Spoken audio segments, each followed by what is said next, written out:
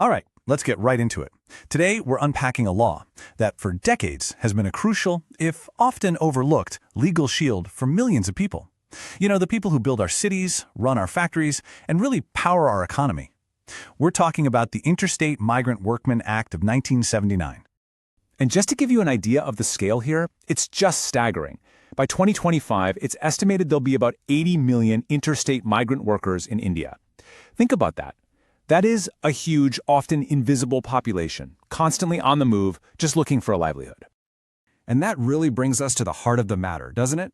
These workers are the backbone of so much of our country's growth. But when they're hundreds or even thousands of miles from home, who's actually looking out for them? Who protects their rights? To really get why this law was so vital, we got to jump in a time machine.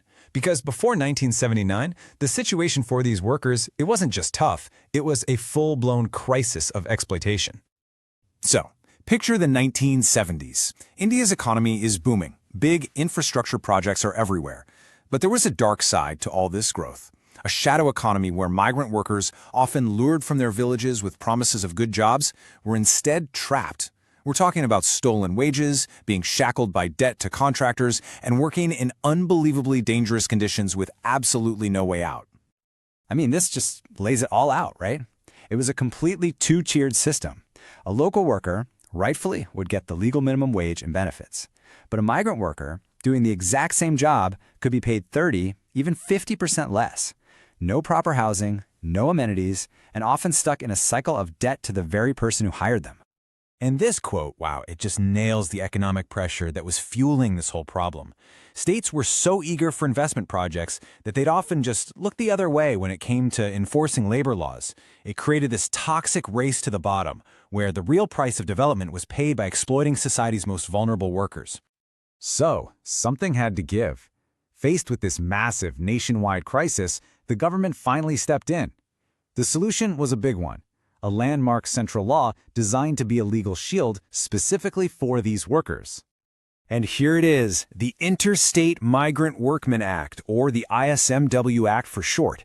Its purpose was actually pretty simple, but boy was it powerful. The idea was to create one single, uniform set of rules to regulate how these workers were hired and, most importantly, protect their working conditions, no matter which state they were from or which state they were working in.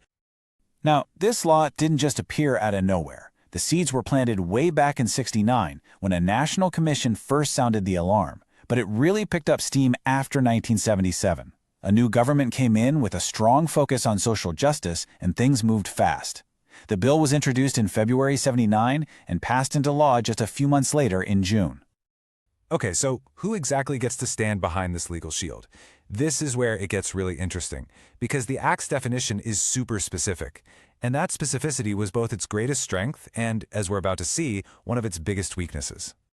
So according to the original '79 law, a migrant workman had to be recruited by a contractor for a job in another state more than 50 kilometers away, and it only applied to businesses with 5 or more of these workers. But here's the real kicker, that last point. It specifically left out workers who migrated on their own, without a contractor, and that's a huge number of people. And if you look at where these workers end up, it's in some of the most grueling industries out there. About 30% in construction, another 25% in brick kilns. I mean, these are sectors known for having the exact kinds of hazardous conditions this act was trying to fix. All right, so what did this protection actually mean on the ground? Let's get into the nitty-gritty of the benefits this law was supposed to deliver. The act was really built on 4 solid pillars. First, it made contractors get a license. This was a big deal designed to weed out all the illegal, shady recruiters. Second, fair pay. It guaranteed equal wages and allowances to cover travel. Third, basic human decency. It mandated things like housing, medical help, and canteens on site. And finally, it gave the law teeth by empowering inspectors to enforce the rules and go after violators. And the money part is absolutely crucial. The act was clear: equal pay for equal work. A migrant worker could not be paid a single rupee less than a local for doing the same job. It also created a displacement allowance to help with the cost of living away from home, and a journey allowance to make sure their travel to and from the worksite was fully paid for. So, that was the grand vision of 1979. But, of course, the world looks a lot different today. So what's the next chapter for this act? Where does it stand now with all the new challenges we face? And this, well, this is the harsh reality. Even after more than 40 years on the books, there is a massive gap between what the law says and what actually happens. Some estimates suggest that real-world compliance with the Act is only around 30%. And at the end of the day, a law, no matter how powerful, is only as good as its enforcement. But don't think for a second the story ends there. This law isn't just fading away. No, it's evolving. Its core ideas, its very DNA, are being absorbed and integrated into a brand new, much broader set of rules called the labor codes. And when you compare the old act to the new code, it's like night and day. The new Occupational Safety, Health, and Working Conditions Code, or OSW code, finally closes some of the biggest loopholes from 1979. It expands protection to cover those self-migrating workers. It applies to all businesses, not just some. And, this is huge, it aims to bring the new gig and platform workers into the safety net. And the need for this is just massive. Get this. Over 31 crore, that's 310 million, unorganized workers are now registered on the government's eShram portal.